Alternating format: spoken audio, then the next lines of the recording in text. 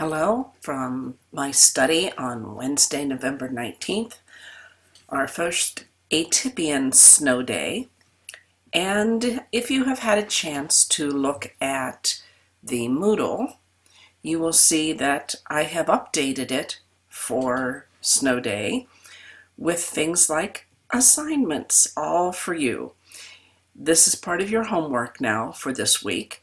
They are both grammar assignments. They are neither of them very long. I don't think they're very hard, but I don't want you to lose practice over the days and days and days that we will be apart. So these are both under topic 2 for homework.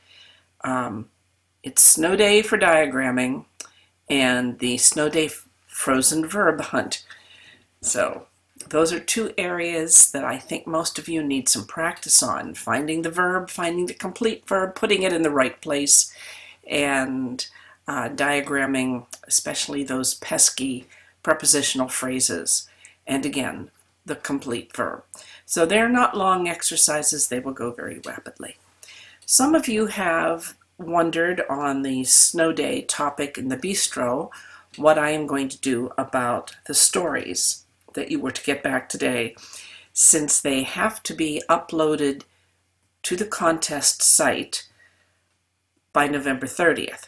So what I'm going to do, since we do have time, I'm going to mail all of your homework back to you.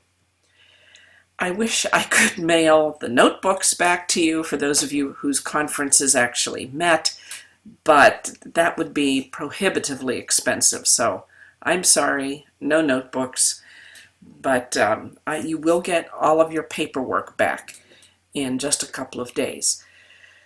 So when you have that in front of you, you will be able to see any corrections I made and make them to your typed copy before you upload it.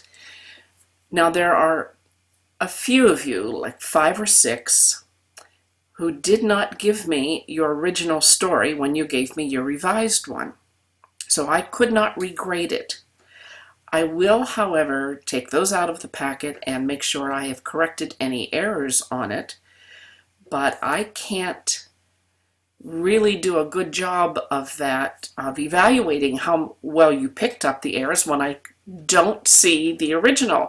It is absolutely imperative anytime you want me to give you a new grade to show me the original paper, so I know what I'm looking for. I do not have a photographic memory, and you're just asking a lot of me to regrade something without seeing what I'm grading it from. So at any rate, you will get your stories back, and they will have all the surface errors corrected, and then you can proceed to upload them.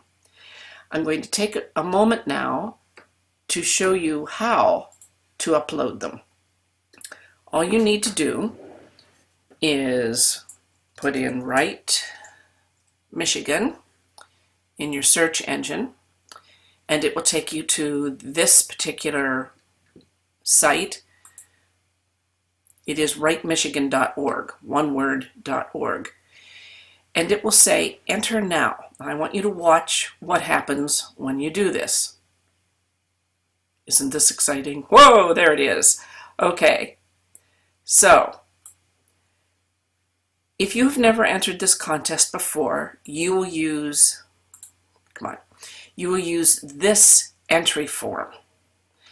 They won't let me use that entry form because I have entered before, so I will show you exactly the same way to do it using this.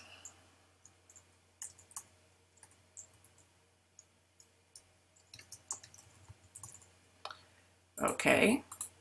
And then write down whatever you're going to use as your password, please, because I won't know it. I won't be able to help you. You'll get lost in cyberspace. Of course, now I've got to remember what mine is.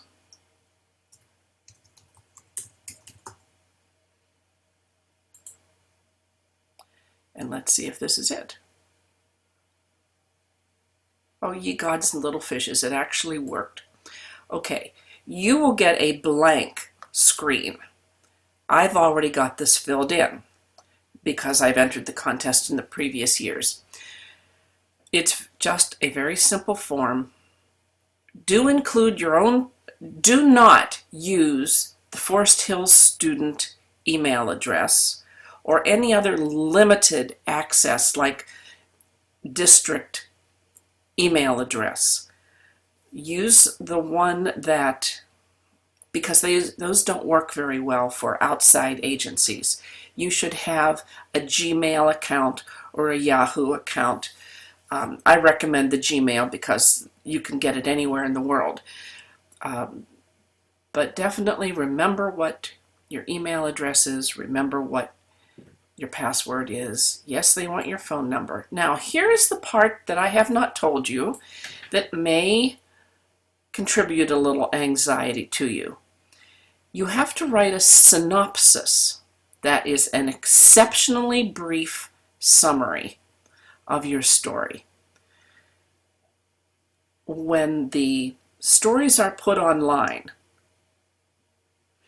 all the viewer will see is a list of 10 titles and this brief synopsis under each title. And they will pick, therefore, which story sounds the most interesting. You can consider it a kind of a subtitle, if you would, but no more than 3 sentences, and actually 1 or 2 is better. You just want to give an idea of what your story is, not the complete plot. For instance, mine could be something like this.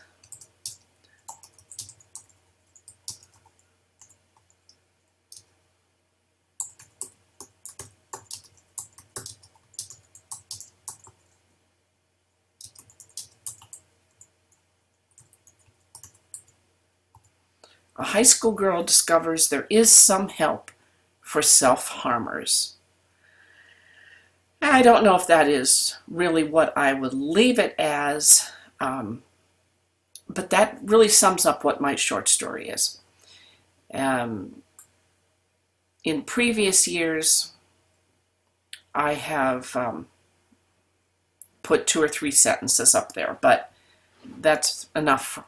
Really, that's really enough. What your ideal is to make people want to read it. For instance, I could say, or does she? That would be far more interest.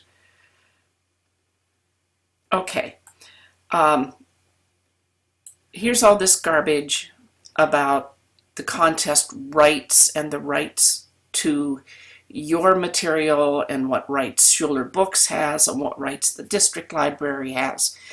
And the only thing important there is that the contest sponsors shall hold an exclusive right to publish the work for a period of 1 year. Now that's very, very generous. If they do accept it, usually to be published means you give up your rights to your work. But this indicates very clearly that you do not. You simply have a 1 year before you can submit it someplace else. So you would click that you understand. And then under type of entry, this is for your age bracket. And so some of you will actually be clicking 11 or younger. Most of you will be clicking teen, 12 to 17. The distinction is you get to enter free if you are under 18. So yes, that's one of the reasons why we do this contest. There is no fee for you to do this contest. I, on the other hand, have to pay a whopping 10 bucks to get in. As you can see, $250 cash prize will be awarded to the first place winners in each age category. $100 for second place winners. And so there's actually 3 because they have both the popular vote and the judged vote in the first prize and the judged second place prize. So in addition to that, the top 5 will be published, and that is pretty darn cool, let me tell you.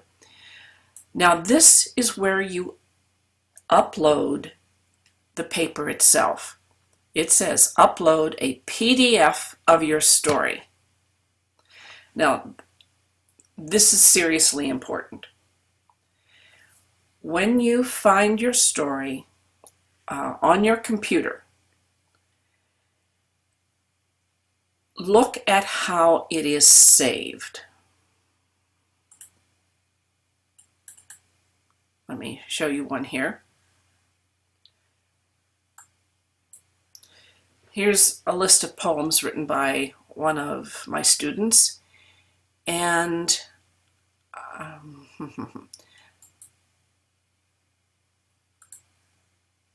when you go to save or save as, you'll see where it says format.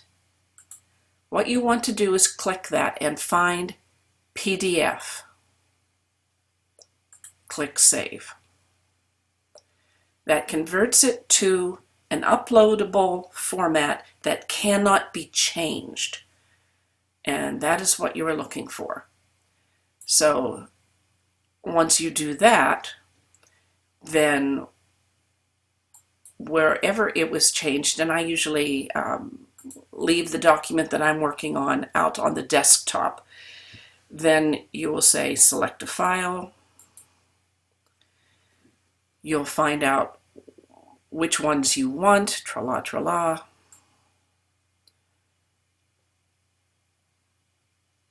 I'm looking to see. Okay, see where it says here, Freelance's Poems PDF. That's the file you want. You upload it, click on it, choose whatever your computer says, and it will appear in here. Now, look at this. You are going to have to do some reformatting of your piece before you upload it. They want your name in certain places and not in other places. So you'll need to check the rules for that.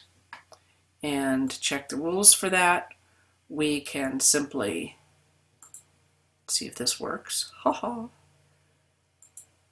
Go back here and find the rules.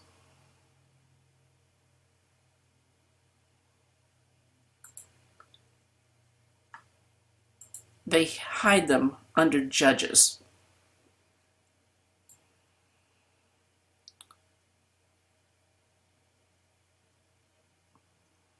Let's see. All of this stuff was on the Moodle, and I'm looking for the specifics of well,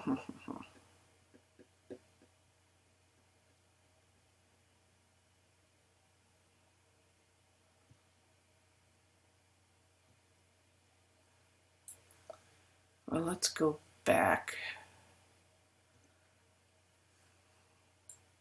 I don't see it. Go back.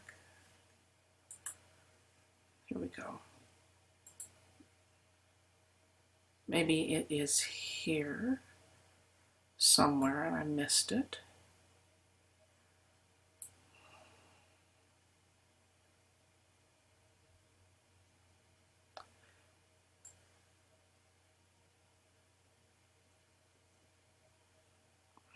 I don't see it. I'm going to have to look that up because I don't want to take the time right now and find out exactly how.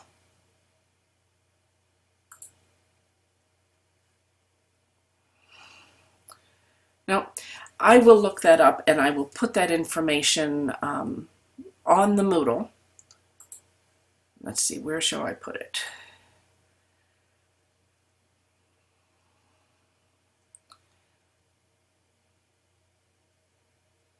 I'll put it here under the major papers thing. Okay. All right, are you thoroughly confused yet? Let us do something else now. I've talked about the short story, I've talked about your homework, I've given you an assignment, and I will also mention, as I did earlier this morning, that the next book we're going to be reading is To Kill a Mockingbird.